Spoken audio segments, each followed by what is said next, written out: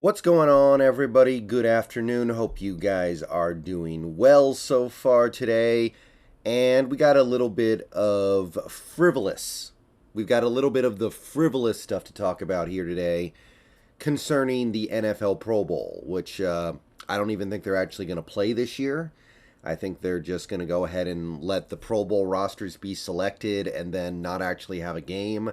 I don't totally know what's going on there, but it's gonna be even less serious than it usually is. That much I know.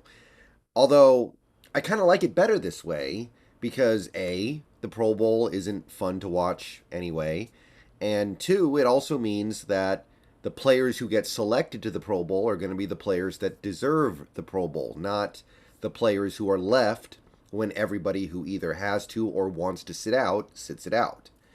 Um, in previous years, you've seen bad players make the Pro Bowl because everyone in front of them just sat out. I remember one year Vince Young made the Pro Bowl when his numbers were mostly miserable because he was fun to watch and a bunch of people in front of him sat out. If there's no game this year, you don't have to worry about that so much. So, looking just at the way the Pro Bowl has been voted on so far, I wanted to single out a couple of Seahawks that, as of the end of fan voting, because I believe fan voting is now over, I don't think fans can vote anymore.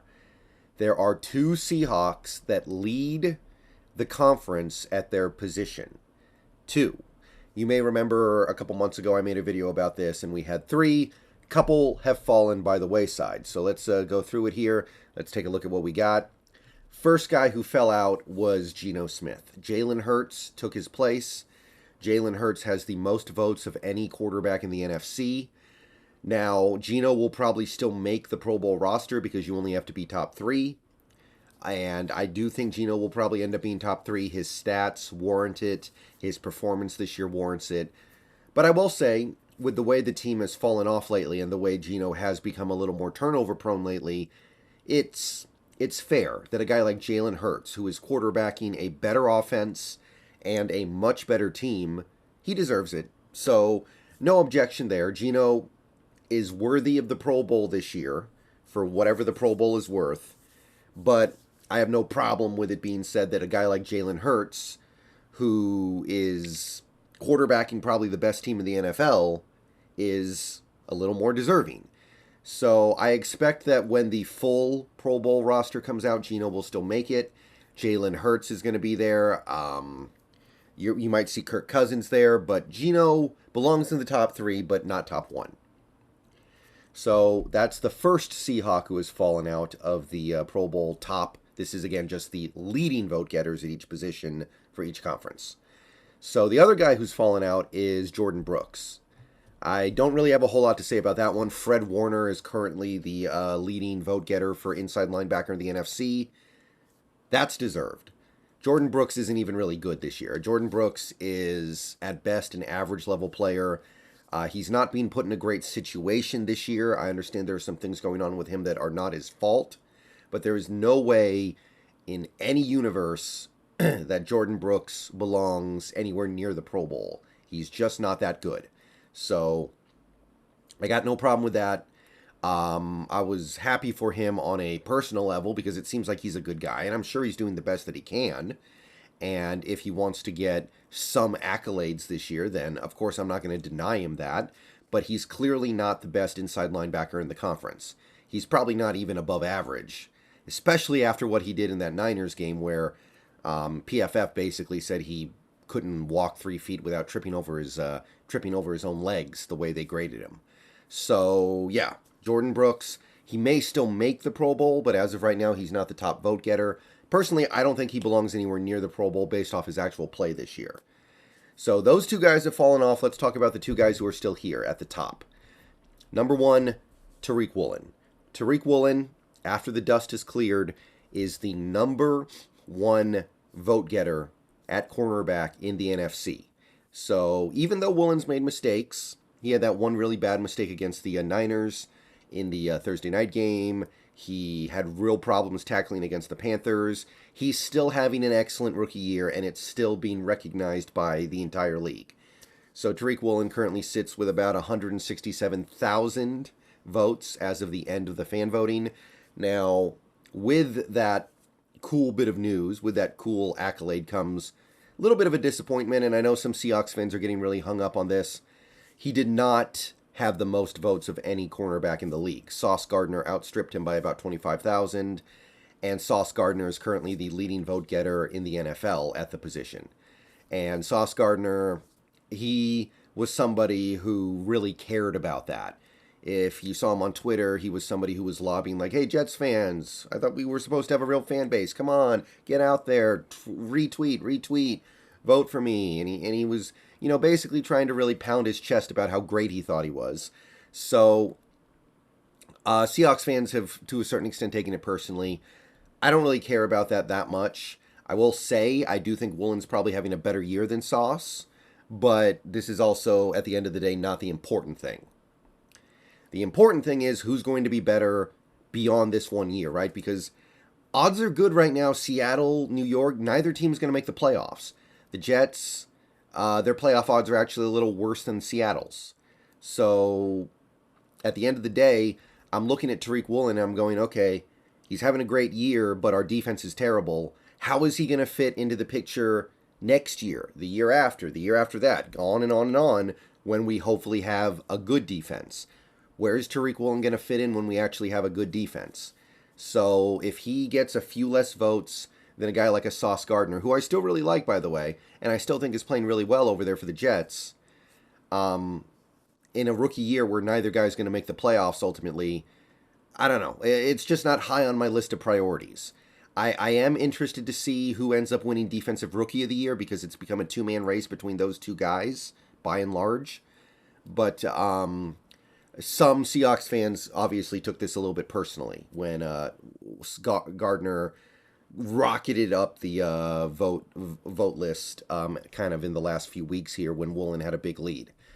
So there's that. The other interesting note is one Seahawk who has kind of ascended to the top of the leading vote getters, who was not there a couple months ago.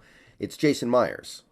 Jason Myers is the leading vote getter of all kickers in the conference. He's a distant second to Justin Tucker, but Justin Tucker's Justin Tucker, maybe the greatest kicker ever. On the short list, Jason Myers is not that, but this is certainly worth calling out because Jason Myers is having an extraordinary year. And it's going to lead to some interesting conversations this offseason. Because Jason Myers, he's going to turn 32 this upcoming offseason. And he was somebody I didn't know which way we were going to go with him this year. I didn't know which way it was going to go. But if you take a look at the season that he's had so far for the Seahawks, he's missed one field goal, which was not his fault. Bad snap. That was a bad snap by Tinker. And he's missed one extra point. And if you take a look at those two kicks that he missed, they didn't cost us those games. Missing the field goal against the Lions, we still won that game. And even if we did lose that game because of that field goal, bad snap, not his fault. And the extra point, we lost that game by 7 against New Orleans. I don't think that extra point's going to change anything. He's made several long kicks this year. He's 6 for 6 from 50 plus, including a 56-yarder. He's been probably his status as the best kicker in the NFC is deserved. He has probably been the best kicker in the league so far this year. And he deserves to be at the top of the conference. He deserves to be in the Pro Bowl. And he deserves some real kudos for what he's managed to pull off this year. Because, of course, it's been an absolute roller coaster ride with Jason Myers since he got to Seattle. And I don't know what decision we're going to make here. We're talking about a guy who was, I think, last year, maybe the worst kicker in the league. Last year, he missed, I believe it was 6 field goals. His field goal percentage was like 74%. He missed 3 extra points, including some costly ones. And then in 2020, he was probably the best kicker in the league. He was perfect, including a 61-yarder. And then the year before that, he was well below average too. 82%. Missed 5 field goals, including several that could have been huge, like the ones he missed against Tampa. He missed 4 extra points. So Jason Myers is going to pose some interesting questions this offseason because Jason Myers, with what he's doing over his Seattle career, these last 4 years, has kind of proven, with the exception of guys like Justin Tucker, kicking is just very, very random. Because this guy has gone from one of the worst kickers to the best kicker to one of the worst, probably the worst kicker, to the best kicker, or top 3 minimum. And it's just been back and forth, up and down, and there's no rhyme or reason to it, it seems like. So what is he going to be going forward, and is he going to be a member of the Seahawks going forward? I don't know, but he's made it interesting. He's at least made it a worthy conversation topic. If you had asked me this last year, should we extend Jason Myers? Should we keep Jason Myers long term? I would have said absolutely not. I still say probably not, but he's made this interesting. And regardless of what happens from here on out, if he does come back, if he doesn't come back, if he falls apart in these last 3 games, if he dominates these last 3 games, then I can say that at the very least he's turned in a phenomenal year. Maybe not quite as good as his 2020, but he's actually made it a conversation. All right, so Jason Myers, congratulations on leading the league, the NFC, in Pro Bowl votes. Congratulations to Woolen for the same at cornerback. And that's what we're looking at right now. So let me know what you guys think about this all. I believe there are other elements to who makes the final Pro Bowl roster than fan voting. So we'll see if anything changes between now and then. So, yeah, just fun little frivolous stuff. Obviously, it's the least of our concerns right now, whether or not these players make the Pro Bowl or not. But, hey, it's something to talk about with this squad. All right, I'll see you guys later. Go Hawks, and congratulations to the 2 top vote-getting Seahawks.